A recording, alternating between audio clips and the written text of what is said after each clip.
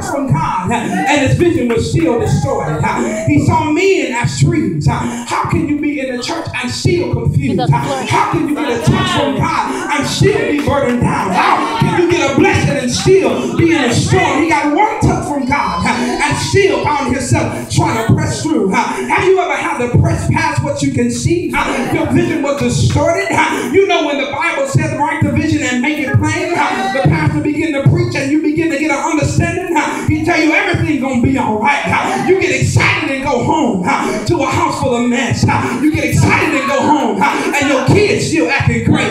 You get excited and go home so your vision is now distorted because you're looking at your situation and you see men as trees. You see your blessing as a burden. But what you got to understand is that you keep following Jesus. And as you're walking, you got to remember that the verse said, the text said, Jesus took him by the hand. So Jesus knows where you're going. He haven't forgot about you. I can hear him saying, I have a plan for your life. And even though your vision is distorted, you got to understand that your vision becomes clearer as you begin to walk with God, as you begin to press a little further. That's what you see, because your vision shall come.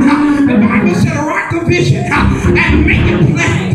Yeah, you wrote the vision because you heard from Jesus. You put your petition on the table. You asked him to bless your family. You told him to save your husband. You told him to save your family. You told him to send you a new home. So your vision, your eyes are now open, and you've been led by Christ. You've been led by the one who walks on water. But you gotta understand that the only way you're gonna make the vision plain is you keep on following it. You got some haters and they talking about you and watching you while you're on your way. They say, look at that fool. He knows he's crazy. Out of the world.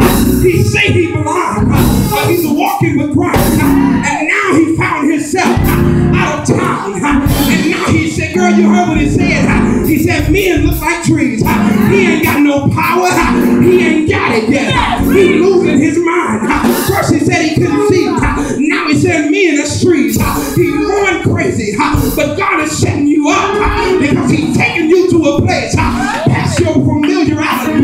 He's taking you out of your comfort zone. And the moment you restore your vision, the Bible said in the latter part of it, the Bible said that Christ sent him. You got to understand that the reason why he took you on a journey is to open your eyes and show you that we walk not by sight, but we walk by faith. Can't you imagine when Jesus was walking with him? He had to be telling them that I'm going to take you somewhere. I'm going to lead you to a place where you've never been. I want to show you some things. And all while he had him by the hand, he was talking to him. He was telling them, you're going to be delivered. You're going to be made whole. I'm going to show you that the suffering of this present time is not worthy to be compared. Just don't let go of my hand. I'm going to take you on. And not only am I going to take you on, I'm going to take you through. And you'll have a testimony. You see all these ministries, but I want to use you. I want to show you some things. Just don't let go. So you find yourself in a place where he had been touched, but he needed another touch. And when God touched him, he found himself when his eyes were open, no longer bound, no longer burdened. You got to understand that your second touch is going to be the completion. The Bible says, he who hath begun a good work, he shall perform it. He's going to bring it to pass. But your next breakthrough is not going to be at God's expense. Your next breakthrough, you're going to have to push. You're going to have to pray. You're going to have to fast. You're going to have to want it. Because God already touched you.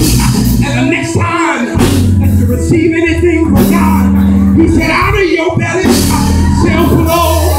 You got to understand that Moses' mother, she prayed for a breakthrough. And God said he would send it. But she didn't understand that what was inside of her was her deliverance. She was a slave to Pharaoh. And her baby got took from her. But after a while, years later, Moses grew up and he declared freedom over God's people. And what she had in her belly